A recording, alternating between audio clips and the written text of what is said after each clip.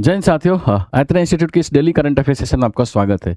दोस्तों, आज 10 जुलाई 2026 है और आज की तारीख में जो भी न्यूज़ हमारे एग्जाम के पर्सपेक्टिव से जो काम का है उसको डिस्कस करेंगे। आपको पता है कि हम द हिंदू, इंडियन एक्सप्रेस और पीआईबी को फॉलो करते हैं और इन तीन रिसोर्सेज में जो भी आर्टिकल, जो भी कंटेंट, जो भी इशूज़ हमारे एग्ज़ाम या चाहे वो किसी भी सब्जेक्ट से लिंक करे, चाहे वो नेशनल या इंटरनेशनल न्यूज़ हो, हम हर डायरेक्शन से डिस्कस करते हैं ताकि उसमें से कोई भी पोर्सन अगर यूपीएससी के एग्जाम में, चाहे प्रीलिम्स में या मेंस में पूछा जा रहा है तो आपको वो मिस ना हो जाए। ठीक है।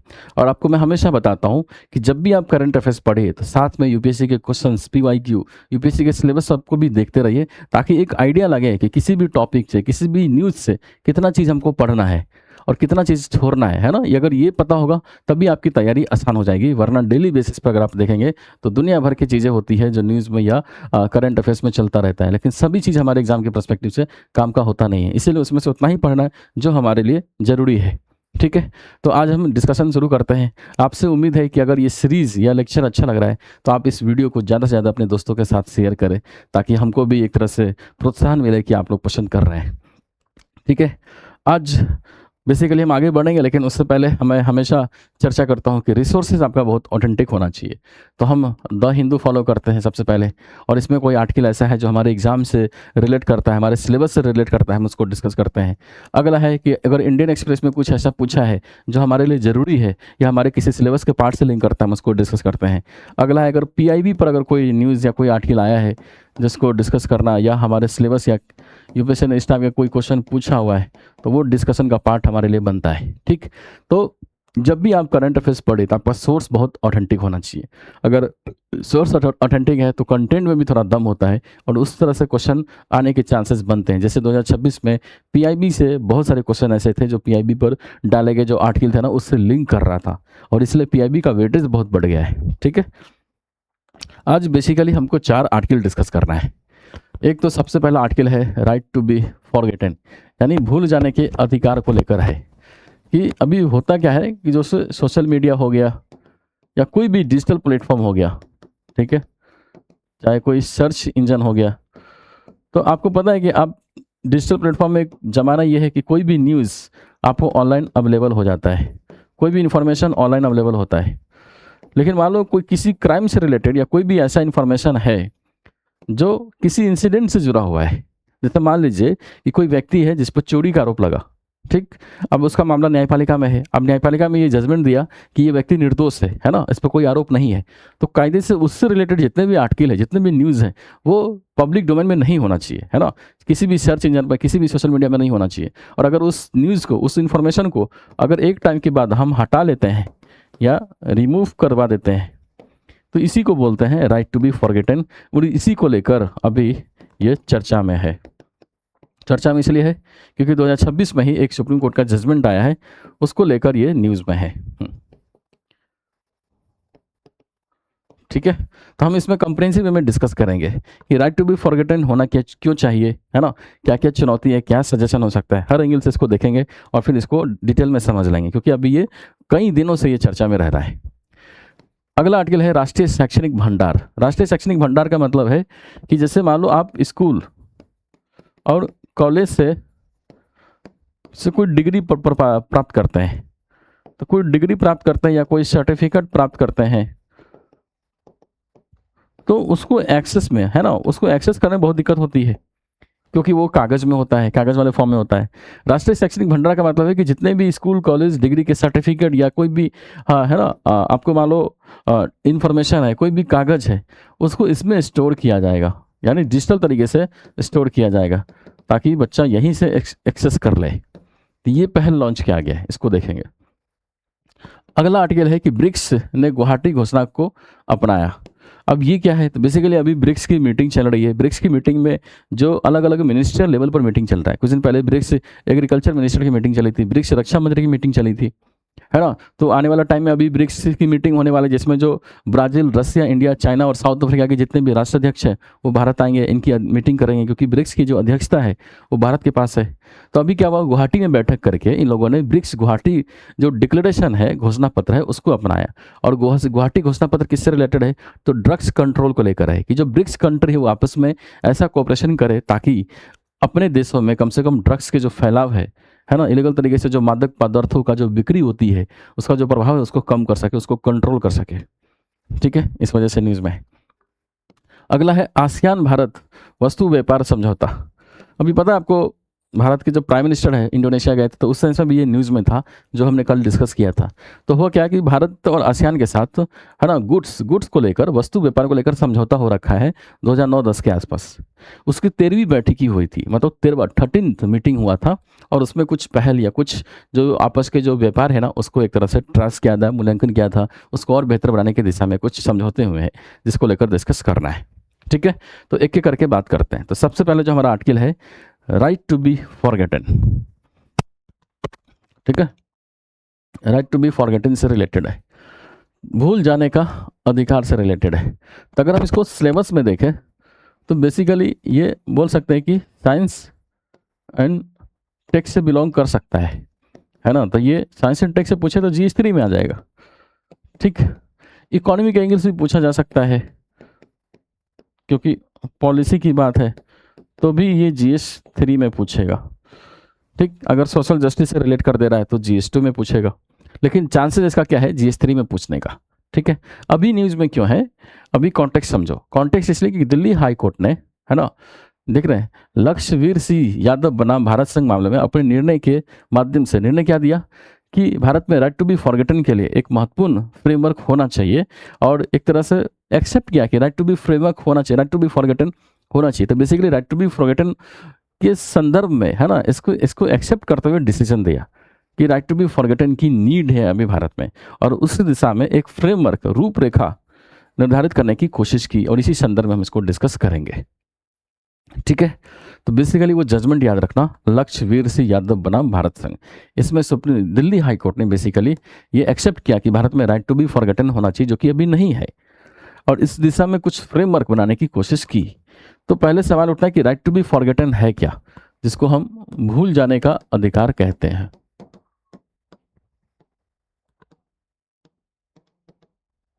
है ना, इसका मतलब क्या है, भूल जाने का अधिकार। अब इसका मतलब क्या है, ऐसे देखो, जैसे मान लो आप इमेजिन करो, जैसे ये गूगल है, सर्च इंजन है, गूगल है। ठीक है, अब कोई पर्सन है, इस पर आरोप लग गया कि इसने मर्डर किया है, हत्या का आरोप लगा।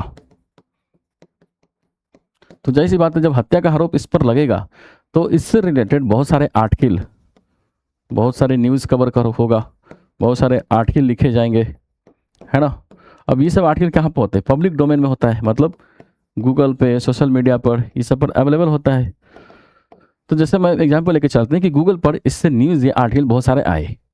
ठीक, अब क्या हुआ, इस पर्सन से रिलेटेड जो मामला है वो बोल सकते हैं कि सुप्रीम कोर्ट या न्यायपालिका में पेंडिंग है, लेकिन जब न्यायपालिका ने ये फैसला दिया, जांच पड़ताल किया, और न्यायपालिका के जजमेंट में ये आया कि ये व्यक्ति निर्दोष है, इनोसेंट है, इनोसेंट है।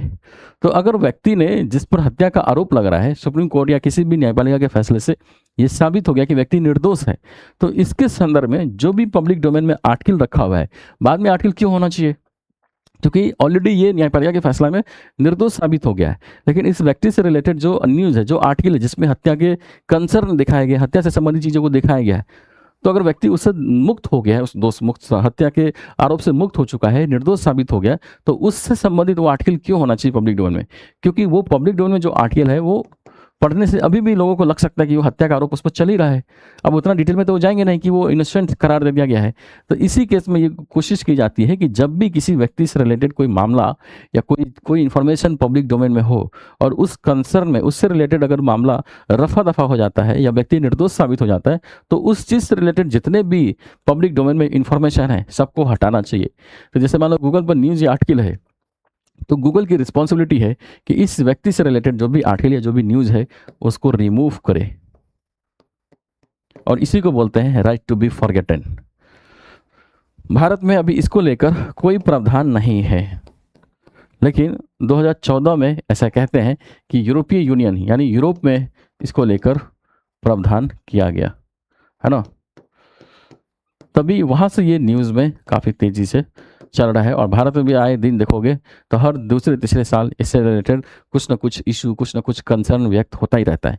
इसलिए इसको कंप्रेहेंसिव वे में डिस्कस करेंगे कि राइट टू बी फॉरगेटन क्यों होना चाहिए, क्या चुनौती है, क्या समाधान हो सकता है ना, अलग अलग तरीके से बात करेंगे।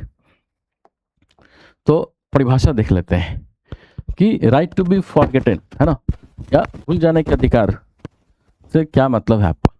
तो basically right to be forgotten का अर्थ है कि किसी व्यक्ति को यह अधिकार हो कि वह इंटरनेट पर उपलब्ध अपनी पुरानी, अप्रासंगिक या हानिकारक व्यक्तिगत जानकारी को हटाने या सीमित करने की मांग कर सके।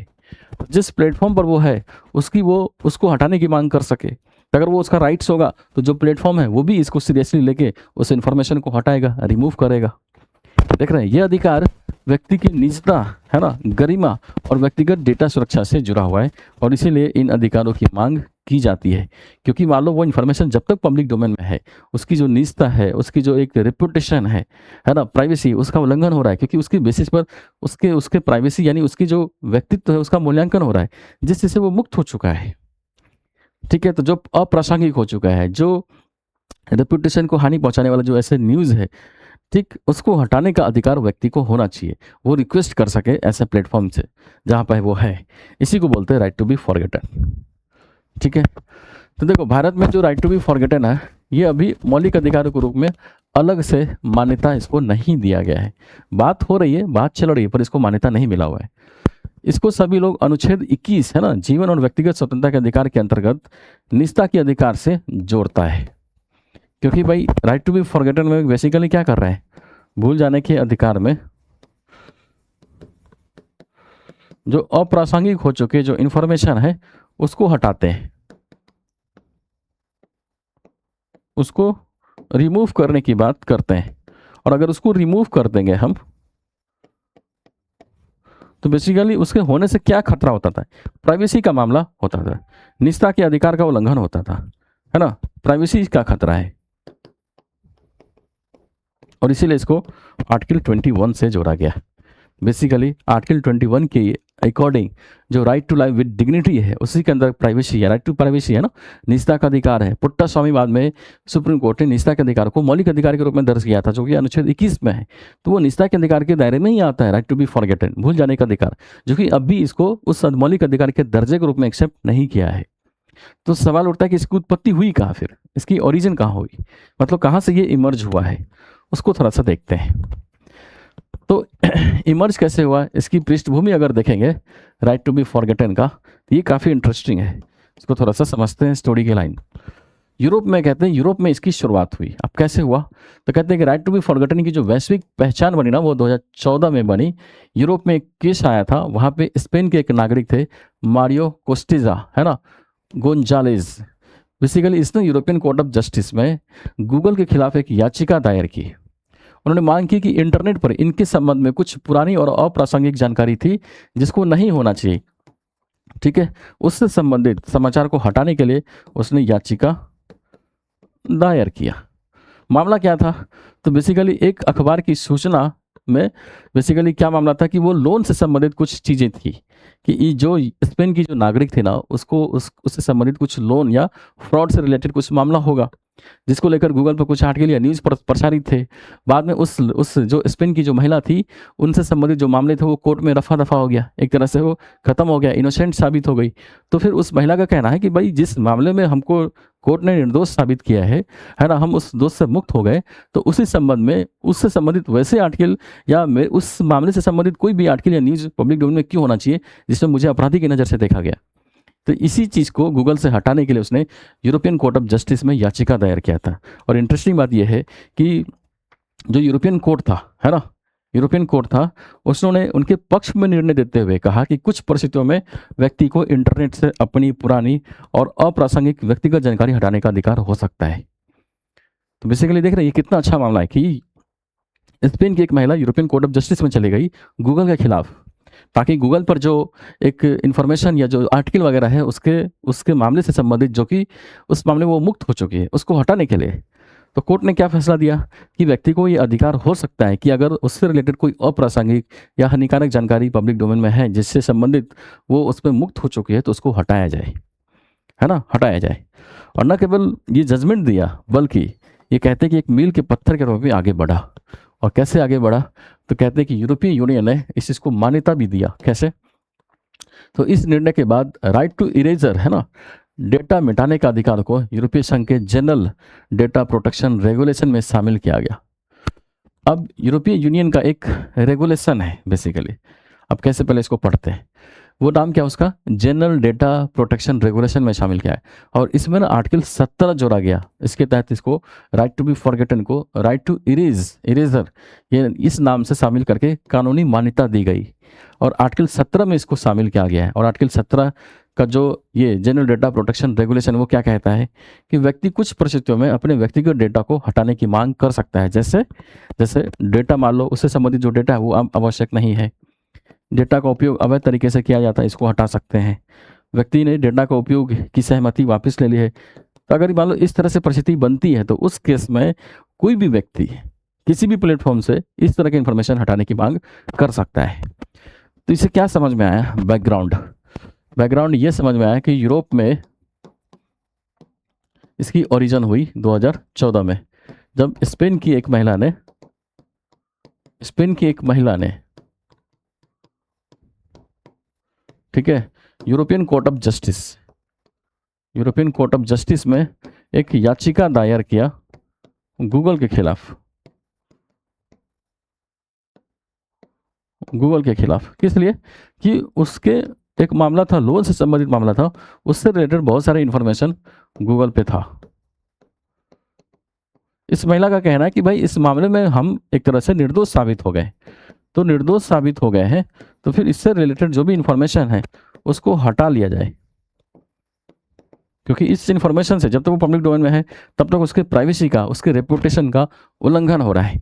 और इंटरेस्टिंग बात यह है कि यूरोपियन कोर्ट ऑफ जस्टिस ने भी महिला के पक्ष में फैसला दिया और समर्थन किया कि राइट टू बी फॉरगेटन जैसे चीज़ें को अपनाया जा सकता है ना, यानी हटाए जाने का अधिकार है। हाँ, हटाए जाने का अधिकार है। और सबसे बड़ी बात, जब ये मामला आया, जब कोर्ट ने इसको एक्सेप्ट किया, तो इंटरेस्टिंग बात यह है कि फिर उसके बाद यूरोपियन काउंसिल ने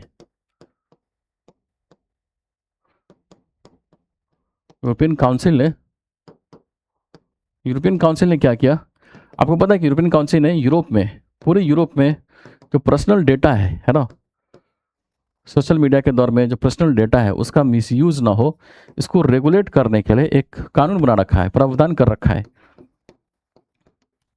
जनरल डेटा प्रोटेक्शन रेगुलेशन, है ना। जनरल, देख रहे हो ये वाला कानून है कि जनरल, है ना, जनरल डेटा प्रोटेक्शन रेगुलेशन, ठीक है ना, जनरल डेटा प्रोटेक्शन रेगुलेशन, ठीक है। इसी में राइट टू बी फॉरगेटन को शामिल किया और राइट टू इरेजर शामिल किया, नाम चेंज कर दिया लेकिन भाव वही है, राइट टू बी इरेजर। और इसको शामिल करते हुए आर्टिकल 17 ऐड किया। तो जाहिर सी बात है, जब यूरोपियन यूनियन ने इसको एक्सेप्ट किया, यूरोपियन काउंसिल ने इसको एक्सेप्ट किया, तो पूरे वर्ल्ड में इसको लेकर मांग उठी और भारत में भी समय समय पर इस तरह की मांगे उठती है, ठीक है। तो अब क्या करते हैं ना, भारत के हिसाब से देख लेते हैं कि भाई राइट टू बी फॉरगेटन की जो मांग हो रही है उसके पीछे क्या तर्क देते हैं, यानी राइट टू बी फॉरगेटन क्यों होना चाहिए, इसको समझते हैं। यानी भारत में राइट टू बी फॉरगेटन को अधिकार की आवश्यकता क्यों है? तो सबसे पहला क्या है? सबसे पहला है कि पर्सनल, व्यक्तिगत निजता और गरिमा की रक्षा करना। क्योंकि आपको मैंने बताया अभी जस्ट कि कोई भी पब्लिक डोमेन में कोई इन्फॉर्मेशन है जो एक टाइम पर किसी मामले से संबंधित था लेकिन बाद में वो अप्रासंगिक हो गया, उसका कोई यूज़ नहीं है, ठीक है। जिस मामले से वो संबंधित था उस मामले में वो व्यक्ति निर्दोष साबित हो गया, ठीक। ऊपर से उस डेटा को यूज़ करने की उसने सहमति वापस ले ली, अब उसका वो एक्सेंट नहीं है। तो सवाल उठता है कि ऐसे डेटा अगर पब्लिक डोमेन में है तो उससे उस पब्लिक का जो रेपुटेशन है, उस व्यक्ति का जो रेपुटेशन है, जो निजता है, जो गरिमा है, उसका हनन कर सकते हैं लोग। इसीलिए निजता, गरिमा को प्रोटेक्ट करने के लिए हटाने का अधिकार होना चाहिए, क्योंकि फंडामेंटल राइट्स में आर्टिकल 21 ये कहता है कि केवल सांस लेने का, केवल जीवन जीने के लिए अधिकार नहीं, बल्कि गरिमामय जीवन होना चाहिए, सम्मानजनक जीवन होना चाहिए, यानी right to life with dignity होनी चाहिए। और उसके लिए जरूरी है कि व्यक्ति की रेपुटेशन, व्यक्ति का जो सम्मान है, व्यक्ति की जो निजता है, उसका सम्मान हो, उसका उसका प्रोटेक्शन हो।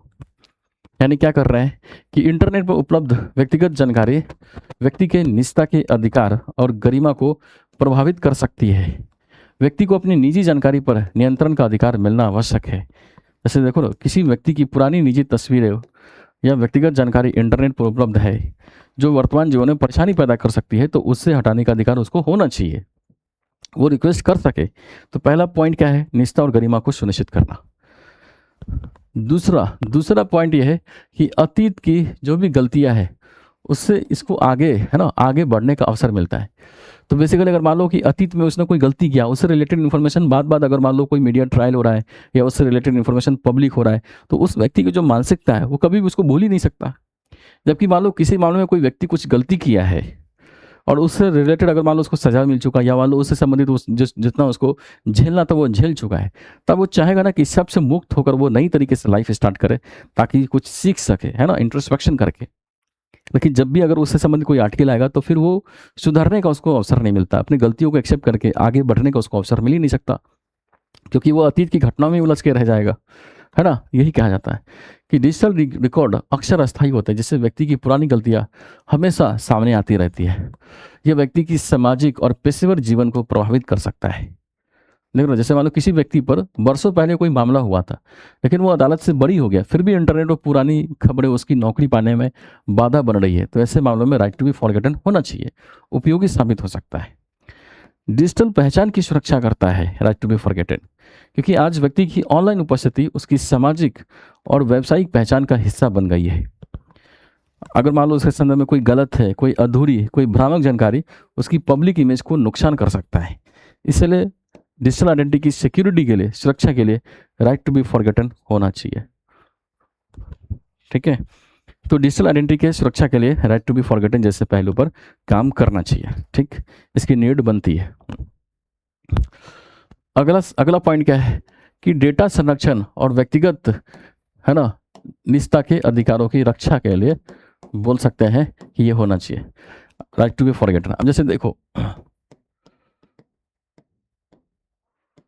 सोशल मीडिया में अभी आज के दौर में क्या हो गया कि बेसिकली आपसे संबंधित कोई भी पर्सनल डेटा वो लीक हो सकता है, उसको मिसयूज किया जा सकता है। ठीक, बहुत बड़े लेवल पर मिसयूज किया जा सकता है। इससे व्यक्ति की जो प्राइवेसी है ना, प्राइवेसी है, उसका तो उल्लंघन होता ही है। सबसे बड़ी बात है कि डेटा पर जो उसका कंट्रोल होना चाहिए वो कोई कंट्रोल नहीं होता है और मिसयूज होता रहता है। लेकिन अगर इस केस में हम राइट टू बी फॉरगेटन सुनिश्चित कर दें, तो कम से कम जब भी अगर उसके डेटा को मिसयूज किया जा रहा है, तो उस केस में वो उस प्लेटफॉर्म से बोल सकता है कि भाई मेरे से संबंधित जो भी डेटा है उसको आप रिमूव करो, अपने प्लेटफॉर्म से हटाओ। अगर हटा दोगे तो फिर मिसयूज नहीं होगा। बेसिकली क्या है, पर्सनल डेटा को प्रोटेक्ट करने के लिए भी ये बहुत ज़रूरी है। ठीक है, यानी बड़ी तकनीकी कंपनियां बड़ी मात्रा में व्यक्तिगत डेटा संग्रहित करती है। व्यक्ति को ये अधिकार होना चाहिए कि उसका डेटा कब और कैसे उपयोग किया जा रहा है। तो ये अगर अधिकार मिल जाएगा तो ये डेटा प्रोटेक्शन हो सकता है। अगला पॉइंट है कि बच्चों और संवेदनशील व्यक्तियों की सुरक्षा हो सकती है। तो बहुत सारे इन्फॉर्मेशन आपको पता है कि बच्चों से संबंधित, वंचित वर्गों से संबंधित, है ना, संवेदनशील, जो समाज के जो संवेदनशील वर्ग है उससे रिलेटेड इन्फॉर्मेशन पब्लिक डोमेन में रहता है ना, पब्लिक डोमेन में रहता है। तो अगर मान लो इससे रिलेटेड इन्फॉर्मेशन को हम हटा देंगे तो कम से कम जो वंचित वर्ग है उसको हम प्रोटेक्ट कर सकते हैं। आपको पता है जैसे कोई ट्रांसजेंडर है, उससे रिलेटेड बहुत सारे आपत्तिजनक कंटेंट रहते हैं। अगर मान लो ट्रांसजेंडर समुदाय अगर अपने संबंध में कोई आपत्तिजनक कंटेंट है उसको हटाना चाहता है तो राइट टू बी फॉरगेटन होना चाहिए, उसके लिए ज़रूरी है। देख लो कि बच्चों द्वारा इंटरनेट पर डाली गई सामग्री भविष्य में उनके लिए समस्या बन सकती है। राइट टू बी फॉरगेटन बच्चों के डिजिटल भविष्य की सुरक्षा में मदद कर सकता है। ठीक है, तो बेसिकली इस वजह से भी होना चाहिए कि वंचित वर्ग है उनके राइट्स को, उनकी निजता को सम्मान देने के लिए, प्रोटेक्ट करने के लिए राइट टू बी फॉरगेटन होना चाहिए। ठीक है, अब देखो अगर राइट टू फॉरगेटन इतना ही अच्छा है तो इसके संदर्भ में सुप्रीम कोर्ट ने अलग अलग टाइम पर एक जजमेंट भी दिया है, जिसको जिस जजमेंट के हिसाब से हम बोल सकते हैं कि वो आधार बना है राइट टू बी फॉरगेटन। तो सबसे पहला जजमेंट क्या है, केस पुट्टा स्वामीवाद, जो 2017 में जजमेंट दिया था। और पता है इसी इसी जजमेंट में सुप्रीम कोर्ट ने बोला था कि निजता का जो अधिकार है ना, वो मौलिक अधिकार के दायरे में आता है। मौलिक अधिकार के दायरे में आता है। और मौलिक अधिकार के दायरे मतलब अब देखो तो ये आर्टिकल 21 के दायरे में आता है। आर्टिकल 21 के दायरे में आता है। तो देख रहे हैं, सर्वोच्च न्यायालय ने निजता के अधिकार को संविधान के अनुच्छेद 21 के तहत मौलिक अधिकार माना। न्यायालय ने सूचनात्मक निजता यानी इंफॉर्मेशनल जो प्राइवेसी है और सूचना पर व्यक्ति के नियंत्रण के अधिकार को भी मान्यता दी। तो अगर मान लो व्यक्ति के लिए कोई सूचना है, उस पर व्यक्ति का नियंत्रण होना चाहिए। और यही तो हम राइट टू फॉरगेटन में कोशिश कर रहे हैं कि राइट टू बी फॉरगेटन में मतलब उससे रिलेटेड जो भी इंफॉर्मेशन है, न केवल सूचना पर उसका अधिकार होना चाहिए, बल्कि अगर वो कोई अप्रासंगिक सूचना है तो उसको हटाने का भी अधिकार होना चाहिए। दोनों चीज़ें हैं। तो बेसिकली इसी निर्णय ना कहते हैं कि भारत में राइट टू बी फॉरगेटन की अवधारणा के लिए एक आधार तैयार किया। इस निर्णय में, इस डिसीजन में राइट टू बी फॉरगेटन को एक्सेप्ट नहीं किया, लेकिन एक मौन सहमति बोल सकते हैं कि एक बेस, एक फाउंडेशन क्रिएट जरूर किया। दूसरा है लक्ष्यवीर सिंह यादव बनाम भारत संघ, जिस जजमेंट के बारे में अभी हम डिस्कस कर रहे हैं 2026 में। तो बेसिकली इस जजमेंट में दिल्ली हाई कोर्ट ने कहा कि राइट टू बी फॉरगेटन अनुच्छेद 21 में निहित गरिमा और सूचनात्मक निजता के अधिकार से स्वाभाविक रूप से उत्पन्न होता है। और यह अधिकार केवल सरकारी संस्थाओं के विरुद्ध नहीं, बल्कि निजी कंपनी और जो व्यवहारिक संस्था है उसके विरुद्ध भी लागू हो सकता है। अब देख रहे हैं ये जजमेंट कितना सुप्रीम है, कितना बहुत शानदार जजमेंट है। बस अगर इसके लिए आम सहमति बन जाए, सुप्रीम कोर्ट भी अगर इसको एक्सेप्ट कर ले, तो कानून बन सकता है। इसकी दिशा में बहुत तेजी से पहल हो सकता है। ठीक है, एक कॉन्सेप्ट चलता है। दिल्ली हाई कोर्ट ने इसी जजमेंट में एक कॉन्सेप्ट दिया, स्ट्रक्चर्ड प्रोपोर्शनलिटी टेस्ट, यानी संरचित अनुपातिक परीक्षण। तो याद रखना, स्ट्रक्चर प्रोपोर्शनलिटी टेस्ट अगर पूछे तो ये बोल सकते हैं कि राइट टू बी फॉरगेटन से जुड़ता है। दिल्ली हाईकोर्ट ने क्या सिद्धांत दिया, इसने बताया कि डिजिटल रिकॉर्ड को बनाए रखने का उद्देश्य बेसिकली क्या है, लेजिटिमेट पर्पस होना चाहिए, लेकिन किसी व्यक्ति की निजता को होने वाले नुकसान और सार्वजनिक हित के बीच संतुलन बनाया जाना चाहिए। जैसे मान लो कोई गंभीर अपराध से जुड़ी जानकारी जो सार्वजनिक हित में आवश्यक है, उससे हमेशा हटाया नहीं जा सकता, लेकिन किसी पुराने अप्रासंगिक और निजी मामले की जानकारी को हटाने पर विचार किया जा सकता है। तो पर्सनैलिटी टेस्ट क्या कहता है,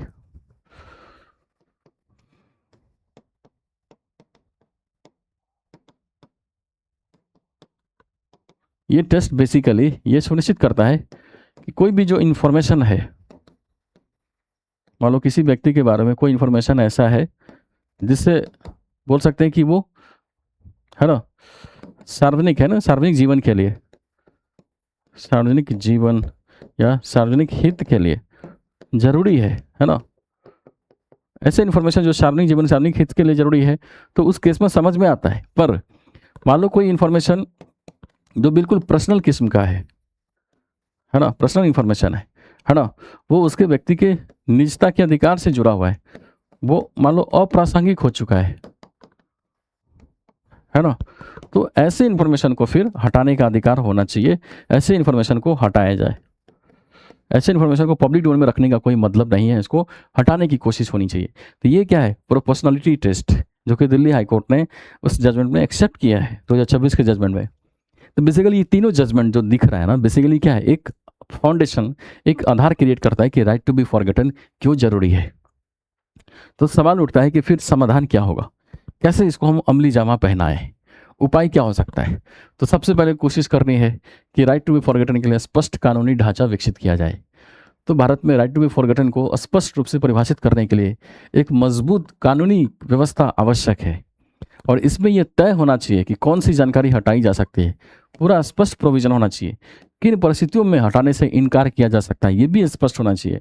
सार्वजनिक हित की सीमा क्या होगी, यानी राइट टू बी फॉरगेटन से रिलेटेड कोई भी प्रोविजन वो स्पष्ट तौर पर हर चीज़ प्रावधान क्लियर होना चाहिए कि किन परिस्थितियों में कोई जानकारी हटाया जा सकता है, किन परिस्थितियों में कोई जानकारी नहीं हटाया जा सकता है, किन जानकारी से वो सार्वजनिक हित सदता है, तो सार्वजनिक हित की सीमा क्या है, ये सब चीज़ें स्पष्ट होनी चाहिए उस कानून में।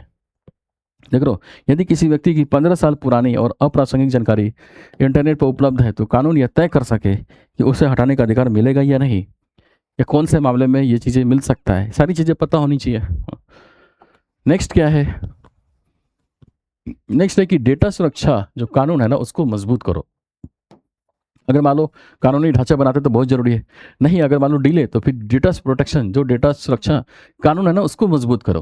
तो भारत में एक कानून बना हुआ है कि डिजिटल पर्सनल है ना डेटा प्रोटेक्शन एक्ट 2023, इसके प्रभावी क्रियान्वयन को नागरिक बेसिकली इसका प्रभावी अगर क्रियान्वयन होगा तो जो भी नागरिक है, जो भी देश के नागरिक है, वो भी अपने पर्सनल डेटा पर उसका कंट्रोल का अधिकार मिलेगा। तो उस केस में क्या होगा, तो जो भी डेटा संग्रह करने वाली कंपनी है उस कंपनी के ऊपर ये लाइबिलिटी होगा कि डेटा उपयोग की जानकारी दे सकता है। अनावश्यक जो भी डेटा है, जो भी एक तरह से बोल सकते हैं कि इररिलेवेंट डेटा, उसको हटाने का अधिकार मिलेगा। डेटा पर सुरक्षा सुनिश्चित करने के लिए अधिकार मिल सकता है। तो बेसिकली क्या है कि डेटा प्रोटेक्शन जो भी एक्ट है भारत में उसको मजबूत करके कह सकते हैं कि राइट टू बी फॉरगेटन को एक आधार बनाया जा सकता है, और कुछ केसेस में लोगों को इतना अधिकार मिल जाए, उसका प्रभावी क्रियान्वयन करे कि उस व्यक्ति से संबंधित कोई भी डेटा उसका मिसयूज ना हो। ठीक, फिर क्या कर सकते हैं, स्वतंत्र डेटा संरक्षण प्राधिकरण को मजबूत कर सकते हैं, यानी डेटा हटाने के अनुरोधों की समीक्षा के लिए एक सक्षम और स्वतंत्र संस्था इंस्टीट्यूशन आवश्यक है, जो ये देखे, जो संस्था यह तय कर सके कि व्यक्ति की निजता अधिकार महत्वपूर्ण है या सार्वजनिक हित। उस केस में मान लो क्या हुआ कि जैसे मान लो कोई पर्सन है, अब ये बोल रहा है कि भाई उससे रिलेटेड जो पर्सनल डेटा है उसको गूगल से हटाया जाए, फॉर एग्जाम्पल लेके चलो, गूगल से हटाने के लिए इसने अपील दायर की। तो उस केस में जो स्वतंत्र संस्था है उसको ये राइट्स मिलना चाहिए, मतलब उसको इतना पावर होना चाहिए कि उस अपील के बाद है ना, इस अपील के बाद ये मूल्यांकन कर सके कि जो डेटा है वो कितना जरूरी है सार्वजनिक जीवन के लिए, या जरूरी नहीं तो फिर उसको हटाने का अधिकार दे दे, है ना, ये मूल्यांकन कर ले बेसिकली ये स्वतंत्र एजेंसी के जरिए। फिर अगला है कि तकनीकी जो कंपनी उसकी जवाबदेही बढ़ाइए। तो बेसिकली जो भी गूगल है, सोशल मीडिया जो प्लेटफॉर्म है, अन्य डिजिटल कंपनी है, उसके लिए स्पष्ट कानूनी प्रक्रिया बनाई जानी चाहिए कि किस केस में किस व्यक्ति का किस परिस्थिति में डेटा हटाने का अनुरोध वो करे तो कैसे करे। तो कंपनियों को पारदर्शी नीति, समयबद्ध कार्रवाई या अपील व्यवस्था उपलब्ध करानी चाहिए कि मान लो किसी प्लेटफॉर्म से रिलेटेड कोई आपत्तिजनक कंटेंट है, कोई इररिलेवेंट कंटेंट है, उसको हटाने के लिए अगर किसी व्यक्ति ने रिक्वेस्ट किया तो कंपनी की ये पॉलिसी होनी चाहिए कि भाई किस परिस्थिति में कोई डेटा हटेगा, कैसे हटेगा, कहाँ पर अपील कर रहा है, अगर मान लो कोई विवाद हो गया तो ये सब व्यवस्था होनी चाहिए, जिससे बोल सकते हैं कि राइट टू बी फॉरगॉटन की दिशा में हम आगे बढ़ सकते हैं। ठीक, अनुपातिक सिद्धांत लागू कर सकते हैं, जो प्रोपोर्शनलिटी टेस्ट है ना उसको, जिसमें मैंने बताया था कि भाई कोई भी जानकारी है, हर जानकारी हटाना जरूरी नहीं है, लेकिन आप देखो कि उस जानकारी के लिए क्या वो जानकारी पब्लिक डोमेन के लिए, पब्लिक इंटरेस्ट के लिए जरूरी है तो रखो, नहीं है तो फिर उसको हटाओ अगर इरेलेवेंट है तो। यानी क्या है कि हर जानकारी हटाना उचित नहीं होगा, लेकिन निर्णय लेते समय 4 बातों पर विचार किया जाना चाहिए ताकि प्रोपोर्शनलिटी टेस्ट हम चेक कर सके। सबसे पहले कि जानकारी का उद्देश्य क्या है, अगर उद्देश्य स्पष्ट है तो फिर रुक सकते हैं। जानकारी कितनी पुरानी, अगर मान लो बहुत पुरानी जानकारी जो इरेलेवेंट हो गया तो उसको हटा सकते हैं। व्यक्ति को उस जानकारी से होने वाले नुकसान, अगर नुकसान सच में बहुत ज़्यादा है तो फिर हटाना चाहिए। और समाज का सार्वजनिक हित, अगर मान लो समाज का सार्वजनिक हित उससे जुड़ता है तो फिर उस केस में हम कुछ रियायत दे सकते हैं या मना कर सकते हैं डेटा को हटाने के लिए।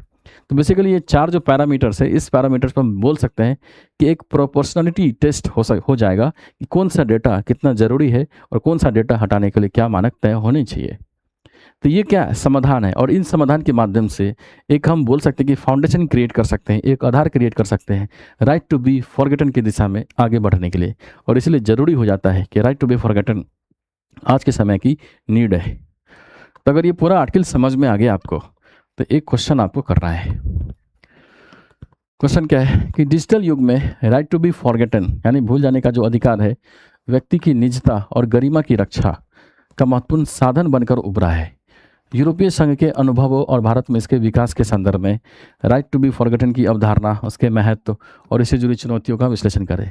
तो आपको इस क्वेश्चन को मैंने हर एंगल से बता दिया है, आप इसको लिखो, अच्छे से समझो। अगर आप इस क्वेश्चन को लिख लोगे तो राइट टू बी फॉरगेटन से रिलेटेड डायरेक्टली क्वेश्चन नहीं आया, लेकिन पिछले 5-6 साल में ये हर बार न्यूज़ में रहता है, तो बहुत इंपॉर्टेंट हो जाता है इसको समझना, तो क्वेश्चन आ सकता है। ठीक, चलिए नेक्स्ट जो आर्टिकल है हमारा वो पीआईबी का है कि national academic depository national academic depository यानी एनएडी, इसका मतलब क्या है? राष्ट्रीय शैक्षणिक भंडार। तो बेसिकली क्या है? राष्ट्रीय शैक्षणिक भंडार भारत में जो अकादमिक रिकॉर्ड के प्रबंधन हेतु एक सुरक्षित, कागज रहित और परस्पर संचालित प्रणाली विकसित करने की दिशा में किए जा रहे प्रयासों के कारण निरंतर चर्चा में। बेसिकली नेशनल एकेडमिक डिपॉजिटरी में क्या करते हैं, जो कि अकादमिक रिकॉर्ड है ना, अकादमिक रिकॉर्ड, उसको डिजिटली रूप से हम उसको प्रोटेक्ट कर सकते हैं, है ना, उस दिशा में कोशिश है। तो ये किससे रिलेट करेगा? तो ये एजुकेशन से ही है। भारत में जो एजुकेशन व्यवस्था है उसको मैनेज करने के लिए है। तो ये बोल सकते हैं कि आपके ये GS2 यानी सोशल जस्टिस से लिंक करता है। अगर इकोनॉमी में पूछ ले पहल से, तो ये GS3 से भी लिंक करता है। कहीं भी पूछे हम इसको हर एंगल से डिस्कस करेंगे। ठीक है, PIB कार्ड के लिए तो पहले तो परिभाषा देख लो कि राष्ट्रीय शैक्षणिक भंडार क्या है। तो राष्ट्रीय शैक्षणिक भंडार भारत सरकार की एक डिजिटल पहल है जिसका उद्देश्य क्या है? उद्देश्य छात्रों के शैक्षणिक प्रमाण पत्र को डिजिटल रूप में सुरक्षित रखना और उनका आसानी से सत्यापन करना। बेसिकली ये क्या, डिजिटल इंडिया कार्यक्रम के अंतर्गत इसको शुरू किया गया है। बेसिकली जो सर्टिफिकेट, जो भी डिग्री आपको कॉलेज से मिलता है वो क्या होता है? कागज़ फॉर्म पे होता है। फिर आप उस कागज़ वाले फॉर्म को क्या करते हैं? आप अपलोड करते हैं उस पर, अगर मान लो डिजी लॉकर वगैरह चलाते हो उस पर। लेकिन उसमें क्या, वो बहुत लंबा पेचीदा प्रोसेस है। नेशनल एकेडमिक डिपॉजिटरी में क्या करते हैं कि वो जो भी रिकॉर्ड है, जो भी एकेडमिक प्रमाण पत्र है, जो भी डेटा है, जो भी बोल सकते हैं कि आपका वो डिग्री वगैरह सर्टिफिकेट है, जो भी रिकॉर्ड है, उसको आप डिजिटली रूप में प्रोटेक्ट कर सके, इस दिशा में ये पहल है। ठीक है ना। तो बेसिकली ये देख रहे हैं, राष्ट्रीय शैक्षणिक भंडार, नेशनल एकेडमिक डिपॉजिटरी, ये डिजिटल अकादमिक रिकॉर्ड प्रबंधन बोल सकते हैं एक लाइन में। इसका थीम क्या है? पेपरलेस शिक्षा, सुरक्षित प्रमाण पत्र, त्वरित सत्यापन। तो बेसिकली ये राष्ट्रीय शैक्षणिक भंडार शिक्षा मंत्रालय की डिजी लॉकर आधारित डिजिटल अकादमिक रिकॉर्ड प्रणाली है। यह डिग्री, डिप्लोमा, मार्कशीट तथा अन्य शैक्षणिक अभिलेखों का सुरक्षित डिजिटल भंडारण सुनिश्चित करता है, ताकि विद्यार्थी, शैक्षणिक संस्थान, नियोक्ताओं, है ना, कोई भी मान लो एजेंसी है, उसके लिए वेरिफिकेशन करना हो तो उसी मंच पर जाके वो वेरीफाई कर ले। तो सत्यापन एजेंसी के लिए एकीकृत डिजिटल मंच उपलब्ध कराता है। इसका उद्देश्य क्या है? उद्देश्य है कि शैक्षणिक प्रमाण पत्रों की प्रामाणिकता, सुरक्षा एवं सरल उपलब्ध हो सके, इसको सुनिश्चित करना है। Basically digital education, digital India की दिशा में एक महत्वपूर्ण ये पहल है। ठीक है ना।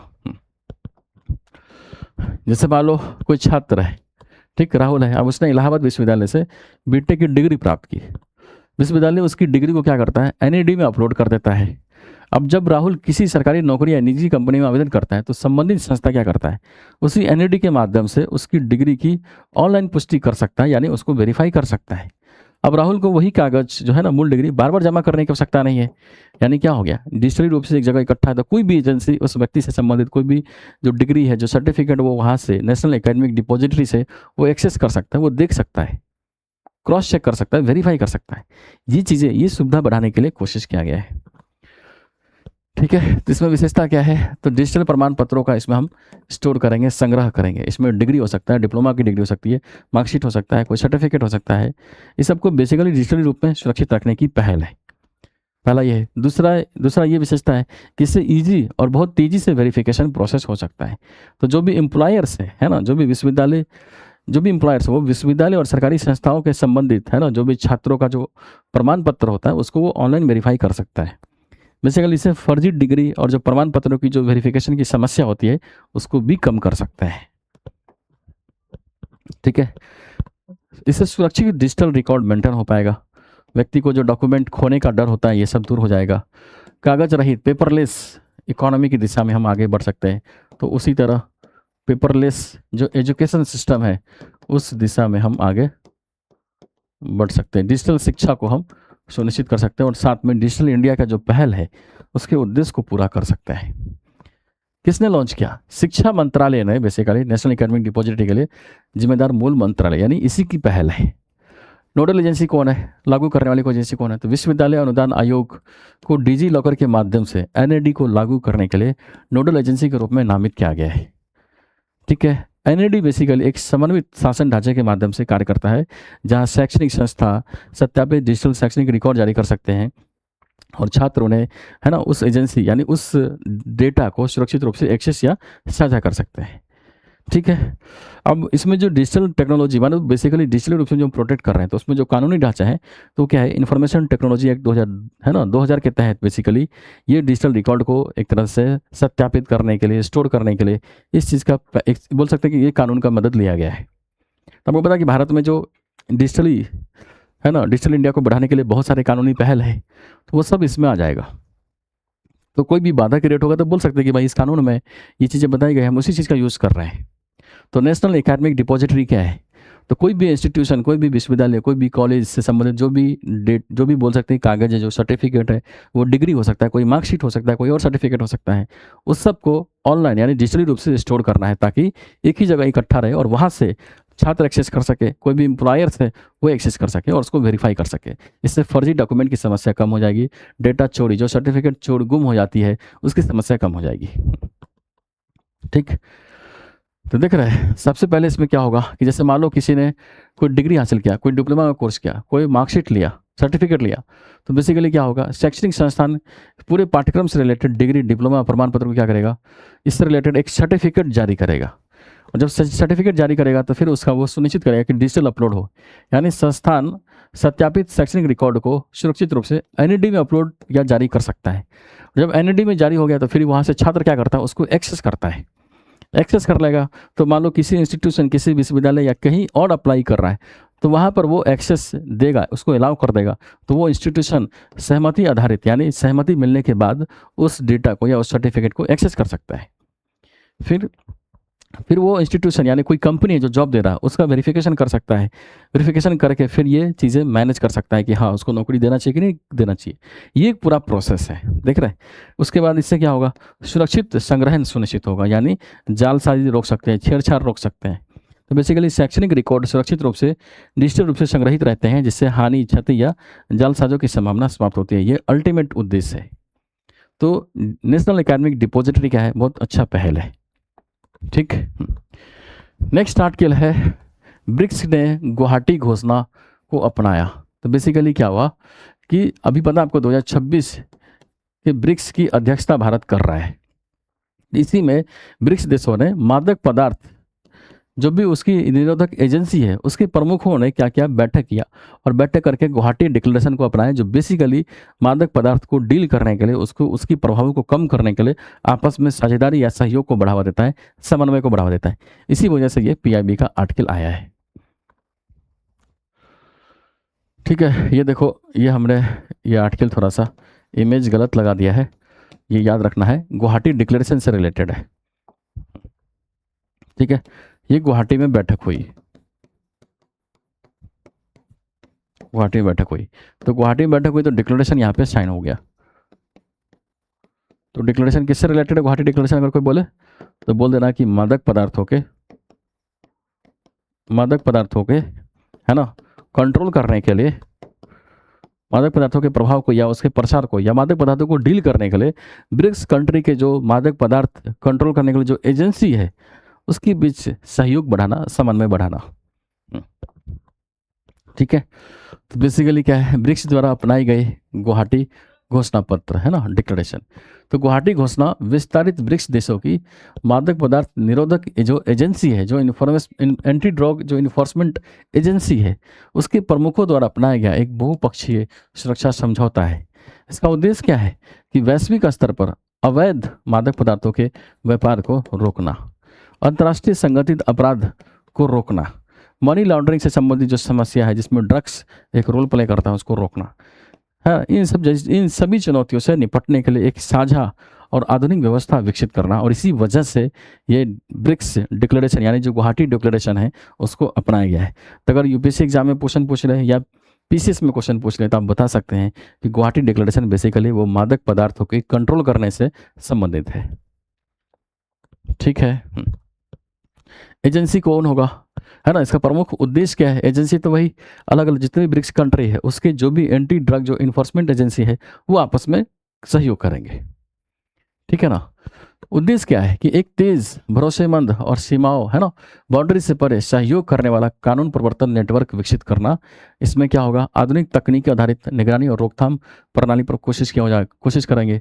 खुफिया जानकारी आपस में साझा करेंगे ताकि रोक सके, मैनेज कर सके।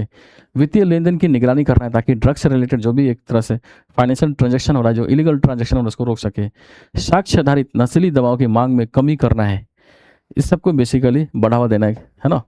इस सभी सहयोग को बढ़ावा देना, इसको शामिल करने के उद्देश्य से ये गुवाहाटी डिक्लेरेशन लाया गया है। क्लियर है।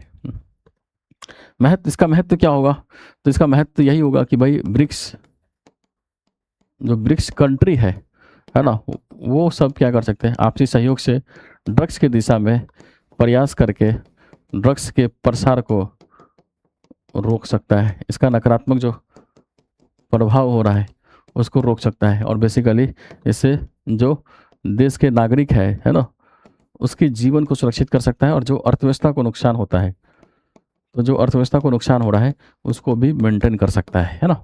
ये उद्देश्य है। ठीक है। हाँ, अब नेक्स्ट आर्टिकल है कि आसियान भारत वस्तु व्यापार समझौता। तो आसियान भारत वस्तु व्यापार समझौता, तो हमने कल आपको बताया था कि इंडोनेशिया विजिट किए थे प्राइम मिनिस्टर, ठीक। तो उसी के संदर्भ में ना ये न्यूज़ भी आया है, लेकिन डायरेक्टली नहीं, इनडायरेक्टली है कि बेसिकली इंडोनेशिया आसियान का पार्ट है। तो आसियान और भारत के साथ बेसिकली क्या हुआ, नई दिल्ली स्थित वाणिज्यिक भवन में, है ना, विज्ञान भवन है, वाणिज्यिक भवन में बेसिकली 13वीं आसियान भारत वस्तु व्यापार समझौता की संयुक्त समिति की बैठक हुई। और इस संबंध में बेसिकली उन्होंने क्या किया, कुछ पहल या अपने व्यापार को, अपने संबंधों को कैसे आगे बढ़ाएंगे उसके लिए कोशिश किया गया। तो बेसिकली क्या है, ये जो पहल है, आसियान इंडिया और आसियान इंडिया के बीच जो गुड्स है, जो वस्तु है, बेसिकली वस्तु व्यापार के लिए एक समझौता हुआ है ना। बहुत पहले मतलब 2009 में हुआ है, और 2010 में ये लागू हुआ था। इसी की 13वीं बैठक हुई थी अभी, 13वीं बैठक हुई, देख रहे हो, मतलब ये पुराना है, याद रखना है। आसियान इंडिया वस्तु व्यापार जो समझौता है वो भी हाल में नहीं लॉन्च हुआ है, वो बहुत पहले का है। उसकी 13वीं बैठक हुई, कहाँ हुई, नई दिल्ली में, नई दिल्ली के वाणिज्यिक भवन में। और इसी बैठक में जितने भी आसियान या इंडिया के जो भी मेंबर थे, जो भी सदस्य थे, उन्होंने कुछ सहयोग किया है, कुछ समझौता किया है ताकि व्यापार को और बढ़ावा दे सके, वस्तु व्यापार को और बढ़ावा दे सके। इसी संदर्भ में ये न्यूज़ आया है। ठीक है, तो पहले तो आसियान देश को देखो आप, आसियान का मैप समझोगे तब भी समझ में आएगा। तो बेसिकली आसियान क्या है, तो ASEAN association of south eastern Asian nation, यानी जो साउथ ईस्ट है ना, साउथ ईस्ट जो कंट्री है ना, ASEAN basically south east Asia के 10 जो कंट्री है उसका एक ब्लॉक है आसियान। और ब्लॉक क्यों बना है, ताकि आपस में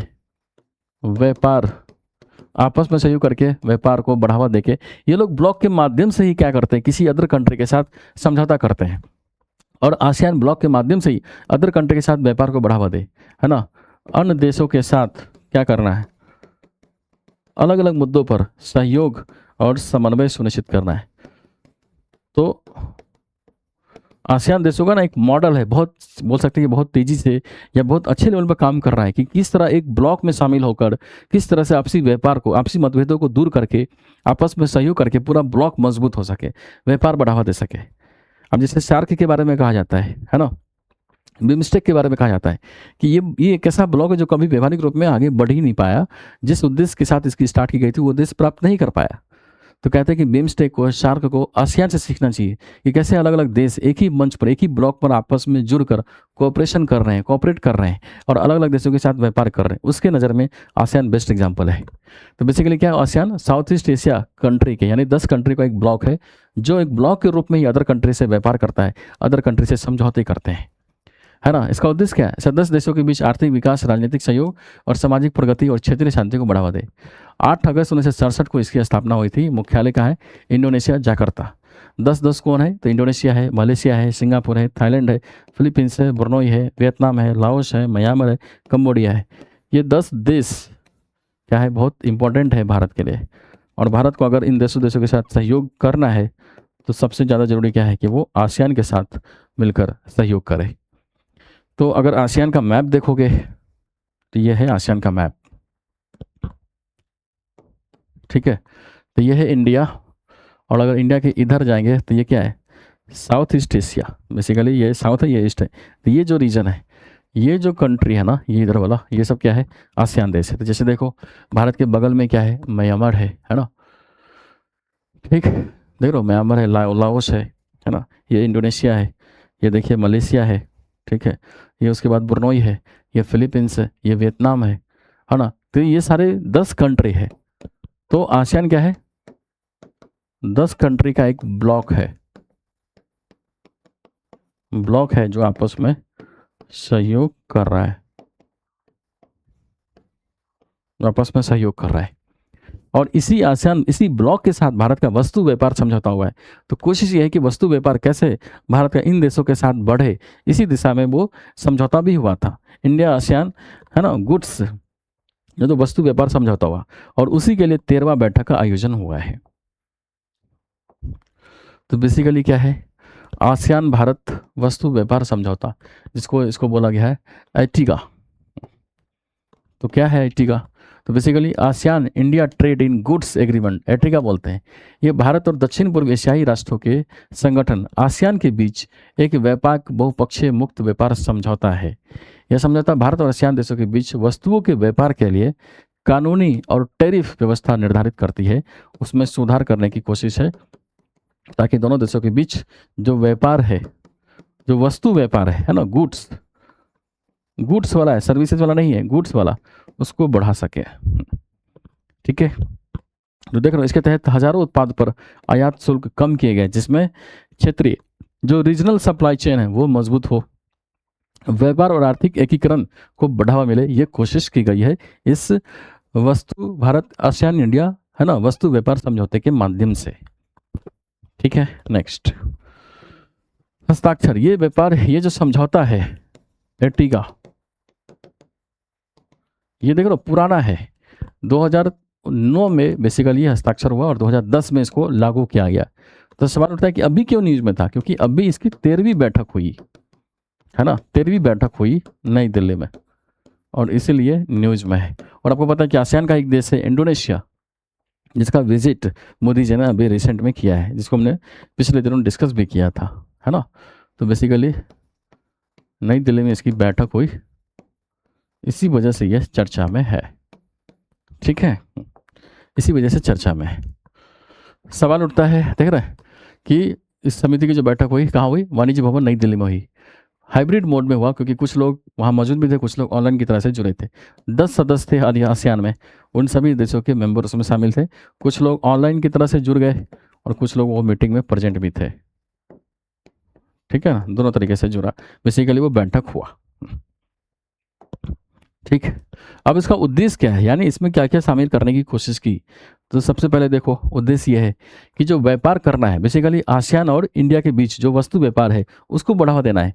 तो व्यापार करने के लिए कुछ नियम में सुधार भी करना है। तो बेसिकली क्या है, व्यापार जो नियम है उसमें सुधार करना, रिफॉर्म करना। तो क्या है, व्यापार नियमों को अधिक सुसंतुलित और टिकाऊ बनाने के लिए समझौते की समीक्षा करना। तो जो भी समझौते हो रखे, वो 2009 में हो रखे, तो बार बार ये मीटिंग करके कोशिश करते हैं कि भाई नई तरीके से या बदलती परिस्थिति के हिसाब से अगर कोई चैलेंज है, कोई बाधा है दोनों देशों की वस्तु व्यापार के लिए, तो उसको दूर करना और फिर कोशिश करना कि आपसी व्यापार को और बढ़ावा दे सके और इंक्रीज कर सके, इसी दिशा में ये कोशिश की गई है, ठीक है। तो व्यापार नियमों को अधिक संतुलित और टिकाऊ बनाने के लिए समझौते की समीक्षा करना, भारतीय घरेलू निर्माताओं की चिंताओं को दूर करना जो असमान टैरिफ व्यवस्था से प्रभावित होते हैं, ठीक है ना। देखो जैसे कुछ क्षेत्रों में आसियान देशों से बढ़ते आयात के कारण भारतीय उद्योगों की प्रतिस्पर्धा का सामना करना पड़ता है। एंटीगा की समीक्षा से इन मुद्दों को सम्मिलित करने का प्रयास किया जा रहा है। फिर उसके बाद व्यापार लागत कम करना, तो जो भी सीमा पार है ना, क्रॉस बॉर्डर जो ट्रेड है उसमें जो आने वाली लागत और जो जटिलता उसको कम करना। तो कैसे, तो व्यापार नियमों को सरल करना है, कस्टमर के अनुकूल हो उसको निश्चित करना, ताकि व्यापार को बढ़ावा देने के लिए हम आगे बढ़ सके। ये दूसरी कोशिश है, ठीक है। बेसिकली अभी क्या समझा हमने कि अगर इम्पोर्टेंस देखोगे इंडिया आसियान जो ट्रेड जो बैठक हुआ है ना, जो समिट हुआ है, तो इसमें क्या कर रहे हैं, कोशिश कर रहे हैं कि जो गुड्स, जो वस्तु व्यापार है, वस्तु व्यापार को बढ़ाना है, बढ़ावा देना है। और उसके लिए क्या जरूरी है, तो उसके लिए जो जरूरी है, जो मान लो नियमों है, जो नियम है उसमें सुधार करना। जो नई चुनौती मान लो आया है, नई चुनौती में जैसे एक बताया कि भाई भारत के बहुत सारे सामान ऐसे हैं जो आसियान देशों के साथ कम्पीट करते हैं, प्रतिस्पर्धा करते हैं। तो जो प्रतिस्पर्धा वाली जो चुनौती आई है ना, उसको भी एड्रेस करना और उसको सुधार करना। ठीक है, ये उद्देश्य है। ठीक, तीसरा ये है कि कोशिश करना है कि जो भी प्रोडक्ट हो कंज्यूमर सेंट्रिक हो, जो भी नीति हो वो कंज्यूमर सेंट्रिक हो, यानी उपभोक्ता अनुकूल बने, उपभोक्ता के अनुकूल नीति हो, ये सुनिश्चित किया गया है। ठीक, इन सब की वजह से ये चीज़ें आगे बढ़ाने की बात है। और इसका महत्व क्या है, तो महत्व यह है कि भाई इंडिया आसियान के बीच अगर व्यापार बढ़ेगा तो भारत की ऑलरेडी एक पॉलिसी चलती है, act east policy. Act east policy के लिए बहुत लाभदायक है ये समझौता। ठीक है, तो महत्व क्या है, ओवरऑल जो महत्व देखेंगे तो इंडिया की जो एक्ट ईस्ट पॉलिसी मतलब क्या है कि जो भारत के इधर वाले जो कंट्री है, चाहे वो आसियान ही क्यों ना हो गया, इन देशों के साथ न केवल संबंधों को सुधारना है ना, बेसिकली इस तरह से सुधारना है कि आपस में डिपेंडेंसी बढ़े। और उसके लिए जरूरी क्या है, तो व्यापार को बढ़ावा देना है, व्यापार को बढ़ावा देना है। पीपुल्स टू पीपुल्स जो कनेक्ट है, पीपुल्स टू पीपुल्स जो कनेक्ट है उसको सुनिश्चित करना है। और इसी सब के उद्देश्य के लिए भारत ने ऑलरेडी एक पॉलिसी लॉन्च किया है, एक्ट ईस्ट पॉलिसी, है ना। तो बेसिकली भारत के लिए जो लंबे टाइम के लिए एक्ट ईस्ट पॉलिसी जो है ना, उसके उद्देश्य के लिए पूरा करेगा, है ना, एक्ट ईस्ट पॉलिसी के लिए अनुकूल है। तो ये लॉन्ग टर्म के लिए महत्व है। दूसरा यह है कि भारत को दक्षिण पूर्व एशिया की आपूर्ति श्रृंखला से जोड़ने में मदद भी करता है, ये जो सप्लाई चेन है उससे जोड़ने में मदद करता है। ट्रेड डेफिसिट जो है भारत का, तो उसमें हेल्प करता है, तो व्यापारिक संतुलन बढ़ता है। घरेलू उद्योगों की सुरक्षा और क्षेत्रीय आर्थिक सहयोग के लिए महत्वपूर्ण है, क्योंकि आपको पता है कि बहुत सारे जो घरेलू उद्योग है उसके जो प्रोडक्ट है उसको कंपटीशन करना पड़ता है आसियान के प्रोडक्ट के साथ इंटरनेशनल बाजारों में। तो अगर उसको प्रोटेक्ट करना है तो बेसिकली आसियान देशों के साथ कोऑपरेशन करना है, और उस दिशा में ये एक पहल है जो इंपॉर्टेंट या रोल प्ले कर सकता है। ठीक है, तो बेसिकली ये लास्ट आर्टिकल था, और आज हमने देखे तो 4 आर्टिकल डिस्कस किया। सबसे पहले हमने राइट टू बी फॉरगेटन वाला डिस्कस किया। ठीक, दूसरा आर्टिकल हमारा था बेसिकली नेशनल एकेडमिक डिपॉजिटरी वाला था। तीसरा आर्टिकल अगर हम देखेंगे तो तीसरा आर्टिकल कौन सा था, हाँ ये देखो, हमने जो शुरुआत में जो डिस्कस किया है ना, ये था, ये 4 आर्टिकल हमने डिस्कस किया। तीसरा आर्टिकल था वही गुवाहाटी डिक्लेरेशन वाला, और चौथा आर्टिकल जो हमने समझाया आसियान इंडिया जो वस्तु व्यापार समझौता है उसको डिस्कस किया। इन चारों आर्टिकल में आपने एक चीज़ नोटिस किया होगा कि हमने उतना ही कंटेंट डिस्कस किया जो हमारे एग्जाम के पर्सपेक्टिव से एक तरह से रिलेट करता है। तो जो पहला आर्टिकल था राइट टू बी फॉरगेटन, वो प्रीलिम्स, मेंस और इंटरव्यू तीनों एंगल से इंपॉर्टेंट था, और इसीलिए हमने उसको डिटेल में डिस्कस किया। ठीक, फिर बाकी जो आर्टिकल था वो छोटे छोटे आर्टिकल थे, लेकिन उसका भी रिलेवेंस था, इसलिए हमने उसको डिस्कस किया, हमने उसको समझा। ठीक, तो आप देख पा रहे हो कि हम जब भी सेशन में डिस्कस करते थे, ना केवल न्यूज़ डिस्कस करते हैं, बल्कि न्यूज़ के साथ साथ उसमें जो भी कंटेंट हमारे एग्जाम से रिलेट करता है, एग्जाम के लिए जरूरी है, उसको डिस्कस करके एग्जाम उपयोगी कंटेंट आपको दे रहे हैं। और इसलिए अगर आपको ये सीरीज़, आपको ये लेक्चर पसंद आ रहा है, तो आपसे उम्मीद क्या है कि आप इस वीडियो को ज़्यादा से ज़्यादा अपने दोस्तों के साथ साझा करें, ताकि जो भी हिंदी मीडियम के जो एस्पिरेंट है ना, उनकी तैयारी को बेहतर दिशा में हम आगे बढ़ा सके, उनकी तैयारी को एक अच्छे दिशा में ले जा सके, और जो सिलेक्शन रेट है हिंदी मीडियम के लिए उसको बढ़ा सके। ठीक है, चैनल को सब्सक्राइब भी कर लेंगे, और साथ में जो बेल आइकन है उसको भी दबा लेंगे, ताकि कोई भी जो वीडियो अपलोड करे तो उसका जो इन्फॉर्मेशन है, जो न्यूज़ है, जो मैसेज है, वो आपको जाए, ताकि आप समय रहते उस वीडियो को देख सके।